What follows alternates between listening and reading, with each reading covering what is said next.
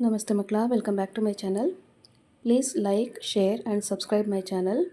ಇವತ್ತು ನಾವು 9ನೇ ತರಗತಿಯ ಸಮಾಜ ವಿಜ್ಞಾನದಲ್ಲಿ ರೂಪಣಾತ್ಮಕ ಮೌಲ್ಯಮಾಪನ ಅಂದರೆ FA1 ಅಥವಾ ಸಾಧನಾ ಪರೀಕ್ಷೆ 1ರ ಮಾದರಿ ಪ್ರಶ್ನೆ ಪತ್ರಿಕೆ ಉತ್ತರ ಸಹಿತವಾಗಿ ನೋಡ್ತಾ ಹೋಗೋಣ ಮಕ್ಕಳ. ಫಸ್ಟ್ ಹೆಡಿಂಗ್ ನೋಡಿ. ಈ ಪ್ರಶ್ನೆಗಳಿಗೆ 4 ಪರ್ಯಾಯ ಆಯ್ಕೆಗಳನ್ನು ನೀಡಿದ್ದು ಸರಿಯಾದ ಉತ್ತರವನ್ನು ಆರಿಸಿ ಬರೆಯಿರಿ. ಇಲ್ಲಿ ನಿಮಗೆ 2 ಪ್ರಶ್ನೆ ಇರುತ್ತೆ, 1 ಅಂಕದೊಂದಿಗೆ. ತಲಾ 1 ಅಂಕ ಇರುತ್ತೆ ಮಕ್ಕಳ. ಪ್ರಶ್ನೆ 1 ನೋಡಿ. ಗುರ್ಜರ ಪ್ರತಿಹಾರ ಮನೆತನದ ಸ್ಥಾಪಕರು. ಆಯ್ಕೆಗಳು ಹರಿಶ್ಚಂದ್ರ, ಮಿಹಿರ್ ಭೋಜ, ಮಹಿಪಾಲ ಹಾಗೂ ಡಂಗ. ಇದಕ್ಕೆ ಸರಿಯಾದ ಉತ್ತರ ಹರಿಶ್ಚಂದ್ರ. ಗುರ್ಜರ ಪ್ರತಿಹಾರ ಮನೆತನದ ಸ್ಥಾಪಕರು ಅಂತ ಹೇಳಿದ್ರೆ ಹರಿಶ್ಚಂದ್ರ. ಪ್ರಶ್ನೆ 2 ನೋಡಿ. ಇವುಗಳಲ್ಲಿ ಸಾರ್ವಜನಿಕ ಹಿತಾಸಕ್ತಿ ಅರ್ಜಿ ವ್ಯಾಪ್ತಿಗೆ ಸೇರದಿರುವುದು. ಆಯ್ಕೆಗಳು ಜೀವನಾವಶ್ಯಕತೆಗಳನ್ನು ಪಡೆಯುವ ಹಕ್ಕು, ಪರಿಸರ ಮಾಲಿನ್ಯದಿಂದ ಜೀವ ರಕ್ಷಣೆಯ ಹಕ್ಕು, ಗೌರವಯುತ ಜೀವನದ ಹಕ್ಕು ಹಾಗೂ ಸರ್ಕಾರಿ ನೌಕರರ ವೇತನದ ಬಗ್ಗೆ ಮಾಹಿತಿ ಪಡೆಯುವ ಹಕ್ಕು. ಇದಕ್ಕೆ ಸರಿಯಾದ ಉತ್ತರ ಆಯ್ಕೆ ಡಿ, ಸರ್ಕಾರಿ ನೌಕರರ ವೇತನದ ಬಗ್ಗೆ ಮಾಹಿತಿ ಪಡೆಯುವಂತಹ ಹಕ್ಕು. ನೆಕ್ಸ್ಟ್ ಹೆಡಿಂಗ್ ನೋಡೋಣ. ಈ ಕೆಳಗಿನ ಪ್ರಶ್ನೆಗಳಿಗೆ ಒಂದೊಂದು ವಾಕ್ಯಗಳಲ್ಲಿ ಉತ್ತರಿಸಿ. ಇಲ್ಲಿ 2 ಪ್ರಶ್ನೆ ಇರುತ್ತೆ ಮಕ್ಕಳ, ತಲಾ 1 ಅಂಕದೊಂದಿಗೆ ಇರುತ್ತೆ. ಪ್ರಶ್ನೆ 3. ಅಪೋಸಲ್ಸ್ ಎಂದರೇನು? ಉತ್ತರ ಯೇಸು ಕ್ರಿಸ್ತರ ಮೊದಲು 12 ಜನ ಶಿಷ್ಯರನ್ನು ಅಪೋಸಲ್ಸ್ ಎನ್ನುವರು. ಪ್ರಶ್ನೆ 4. ಕರ್ನಾಟಕದ ಪೂರ್ವದ ಮೈದಾನವು ಮಳೆಯ ನೆರಳಿನ ಪ್ರದೇಶವಾಗಿದೆ, ಏಕೆ? ಉತ್ತರ ಪಶ್ಚಿಮ ಘಟ್ಟದ ಪೂರ್ವದ ಕಡೆಗೆ ಹೋದಂತೆಲ್ಲ ಮಳೆಯ ಪ್ರಮಾಣ ಕಡಿಮೆಯಾಗುತ್ತದೆ. ನೆಕ್ಸ್ಟ್ ಹೆಡಿಂಗ್ ನೋಡಿ ಮಕ್ಕಳ. ಈ ಪ್ರಶ್ನೆಗಳಿಗೆ 2 ರಿಂದ 4 ವಾಕ್ಯಗಳಲ್ಲಿ ಅಥವಾ ಅಂಶಗಳಲ್ಲಿ ಉತ್ತರಿಸಿರಿ ಅಂತ ಇದೆ. ಇಲ್ಲಿ 2 ಪ್ರಶ್ನೆ ಇರುತ್ತೆ, ತಲಾ 2 ಅಂಕ ಸಿಗುತ್ತೆ. ಪ್ರಶ್ನೆ 5ರಲ್ಲಿ ಅವಿಭಕ್ತ ಕುಟುಂಬದ ಲಕ್ಷಣಗಳನ್ನು ವಿವರಿಸಿ ಅಥವಾ ಆಧುನಿಕ ಕಾಲದಲ್ಲಿ ವಿಭಕ್ತ ಕುಟುಂಬಗಳು ಹೆಚ್ಚಾಗಿ ಕಂಡುಬರಲು ಕಾರಣವೇನು? 2ರಲ್ಲಿ 1 ಪ್ರಶ್ನೆಯನ್ನು ಆಯ್ಕೆ ಮಾಡಿ ಉತ್ತರವನ್ನು ಬರೀಬೇಕಾಗುತ್ತೆ ಮಕ್ಕಳ. ಉತ್ತರವನ್ನು ನೋಡಿ. ದೊಡ್ಡ ಗಾತ್ರ, ಕುಟುಂಬದ ಸದಸ್ಯರೆಲ್ಲರ ಮಾಲೀಕತ್ವ, ಒಂದೇ ವಾಸಸ್ಥಳ, ಒಂದೇ ಅಡುಗೆ ಮನೆ, ಒಂದೇ ಧರ್ಮ, ಸ್ವಯಂ ಪೂರ್ಣ ಘಟಕ, ಹಿರಿಯ ಸದಸ್ಯನ ನಿರ್ಧಾರ ಅಂತಿಮ. ಇವೆಲ್ಲವೂ ಅವಿಭಕ್ತ ಕುಟುಂಬದಲ್ಲಿರುವಂತಹ ಲಕ್ಷಣಗಳಾಗಿವೆ. ಇದರಲ್ಲಿ ನೀವು ಯಾವುದಾದ್ರೂ 4 ಪಾಯಿಂಟ್ಸ್ನ ಮಾತ್ರ ಸೆಲೆಕ್ಟ್ ಮಾಡಿಕೊಂಡು ನೆನಪಿಟ್ಕೊಂಡು ಬರಿಬೋದು ಮಕ್ಕಳ. ಓಕೆನಾ? ನೆಕ್ಸ್ಟ್ ನೋಡಿ, ರೈಟ್ ಸೈಡಲ್ಲಿರುವಂತಹ ಉತ್ತರವನ್ನು ನೋಡಿ.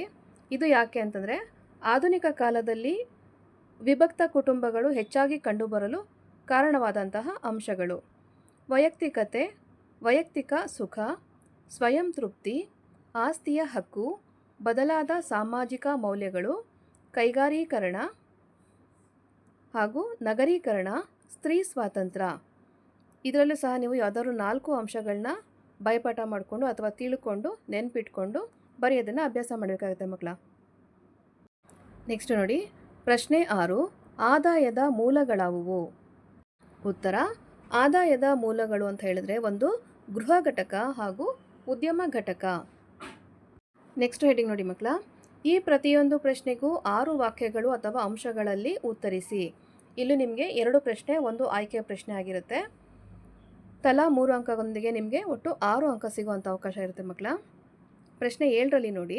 ನಮ್ಮ ಸಂವಿಧಾನದ ಪ್ರಮುಖ ಲಕ್ಷಣಗಳನ್ನು ವಿವರಿಸಿ. ಉತ್ತರವನ್ನು ನೋಡಿ. ನಮ್ಮ ಸಂವಿಧಾನದ 6 ಮುಖ್ಯ ಅಂಶಗಳು ಅಂತ ಹೇಳಿದ್ರೆ ಲಿಖಿತ ಮತ್ತು ಬೃಹತ್ ಸಂವಿಧಾನ, ಸರಳ ಕಠಿಣ ಸಂವಿಧಾನ, ಸಂಸದೀಯ ಸರ್ಕಾರ ಪದ್ಧತಿ, ಗಣತಂತ್ರ ವ್ಯವಸ್ಥೆ, ಸಂಯುಕ್ತ ಪದ್ಧತಿ, ಮೂಲಭೂತ ಹಕ್ಕುಗಳು, ಮೂಲಭೂತ ಕರ್ತವ್ಯಗಳು, ರಾಜ್ಯ ನಿರ್ದೇಶಕ ತತ್ವಗಳು, ಸ್ವತಂತ್ರ ಮತ್ತು ಏಕೀಕೃತ ನ್ಯಾಯಾಂಗ ವ್ಯವಸ್ಥೆ, ಏಕಪೌರತ್ವ, ವಯಸ್ಕ ಮತದಾನ ಪದ್ಧತಿ, ದ್ವಿಸದನ ಶಾಸಕಾಂಗ ಹಾಗೂ ಪಕ್ಷ ಪದ್ಧತಿ. ಇದರಲ್ಲಿ ಯಾವುದಾದ್ರು 6 ಪಾಯಿಂಟ್ಗಳನ್ನ ಚೆನ್ನಾಗಿ ನೆನಪಿಟ್ಕೊಂಡು ಉತ್ತರ ಬರೆಯಿರಿ ಮಕ್ಕಳ. ನೆಕ್ಸ್ಟು ಪ್ರಶ್ನೆ 8ನ್ನು ನೋಡಿ. ದಕ್ಷಿಣ ಬಯಲು ಸೀಮೆಯ ಲಕ್ಷಣಗಳಾವುವು ಅಥವಾ ಕಪ್ಪು ಮಣ್ಣು ಮತ್ತು ಕೆಂಪು ಮಣ್ಣುಗಳ ನಡುವಿನ ವ್ಯತ್ಯಾಸಗಳೇನು? ಇಲ್ಲಿ ಯಾವುದಾದ್ರು 1 ಪ್ರಶ್ನೆಯನ್ನು ಆಯ್ಕೆ ಮಾಡಿಕೊಂಡು ನೀವು ಉತ್ತರವನ್ನು ಬರೀಬೋದು ನೋಡಿ. ಮೊದಲಿಗೆ ದಕ್ಷಿಣ ಪ್ರಸ್ಥಭೂಮಿಯ ಲಕ್ಷಣಗಳು ಅಂತ ಹೇಳಿದ್ರೆ ಕೆಂಪು ಮಣ್ಣಿನಿಂದ ಕೂಡಿದೆ, ಪ್ರಸ್ಥಭೂಮಿಯಾಗಿದೆ, ಏರು ತಗ್ಗಿನಿಂದ ಕೂಡಿದೆ, ಉತ್ತರ ಮೈದಾನಕ್ಕಿಂತ ಎತ್ತರವಾಗಿದೆ, ಪೂರ್ವದ ಕಡೆಗೆ ಇಳಿಜಾರಾಗಿದೆ ಹಾಗೂ ಅನೇಕ ಬೆಟ್ಟಗಳಿಂದ ಕೂಡಿದೆ. ಇವೆಲ್ಲವೂ ಸಹ ದಕ್ಷಿಣ ಬಯಲು ಸೀಮೆಯ ಲಕ್ಷಣವಾಗಿವೆ. ನೆಕ್ಸ್ಟು ಕೆಂಪು ಮಣ್ಣು ಹಾಗೂ ಕಪ್ಪು ಮಣ್ಣಿಗಿರುವಂತಹ ವ್ಯತ್ಯಾಸವನ್ನು ನೋಡಿ. ಕೆಂಪು ಮಣ್ಣಿನಲ್ಲಿ ಗ್ರಾನೈಟ್, ನೀಸ್, ಶಿಲಾದ್ರವ್ಯಗಳಿಂದ ರೂಪುಗೊಂಡಿದೆ. ಕಬ್ಬಿಣದ ಆಕ್ಸೈಡನ್ನು ಹೊಂದಿದೆ ಹಾಗೂ ತೇವಾಂಶ ಉಳಿಸಿಕೊಳ್ಳುವಂತಹ ಸಾಮರ್ಥ್ಯ ಕಡಿಮೆ ಇರುತ್ತದೆ. ಆದರೆ ಕಪ್ಪು ಮಣ್ಣಿನಲ್ಲಿ ಬಸಾಲ್ಟ್ ಶಿಲೆಯ ಶೀತಲೀಕರಣದಿಂದ ಆಗಿದೆ. ಮೆಗ್ನೀಷಿಯಂ, ಅಲ್ಯೂಮಿನಿಯಂ ಕಬ್ಬಿಣದ ಆಕ್ಸೈಡ್ ಹೊಂದಿದೆ ಹಾಗೂ ತೇವಾಂಶವನ್ನು ಉಳಿಸಿಕೊಳ್ಳುವಂತಹ ಸಾಮರ್ಥ್ಯ ಹೆಚ್ಚಾಗಿರುತ್ತದೆ. ನೆಕ್ಸ್ಟ್ ಹೆಡಿಂಗ್ ನೋಡಿ ಮಕ್ಕಳ. ಈ ಪ್ರತಿಯೊಂದು ಪ್ರಶ್ನೆಗೂ 8 ವಾಕ್ಯಗಳು ಅಥವಾ ಅಂಶಗಳಲ್ಲಿ ಉತ್ತರಿಸಿರಿ. ಇಲ್ಲಿ ಒಂದೇ ಪ್ರಶ್ನೆಗೆ ಉತ್ತರವನ್ನು ಬರೀಬೇಕಾಗುತ್ತೆ ಮಕ್ಕಳ. 4 ಅಂಕ ಸಿಗುತ್ತೆ ನಿಮಗೆ. ಪ್ರಶ್ನೆ 9ರಲ್ಲಿ ಯಹೂದ್ಯರ 10 ಕಟ್ಟಳೆಗಳು ಅತ್ಯಂತ ಸರಳ ಮತ್ತು ಸುಲಭವಾಗಿ ಅನುಸರಿಸಬಲ್ಲವಾಗಿದ್ದವು, ವಿಮರ್ಶಿಸಿ. ಅಥವಾ ಅಲ್ಲಾವುದ್ದೀನ್ ಖಿಲ್ಜಿಯ ಆಡಳಿತ ವ್ಯವಸ್ಥೆಯು ಉತ್ತಮವಾಗಿತ್ತು, ಇದನ್ನು ಸಮರ್ಥಿಸಿ ಅಂತ ಕೊಟ್ಟಿದ್ದಾರಲ್ವಾ.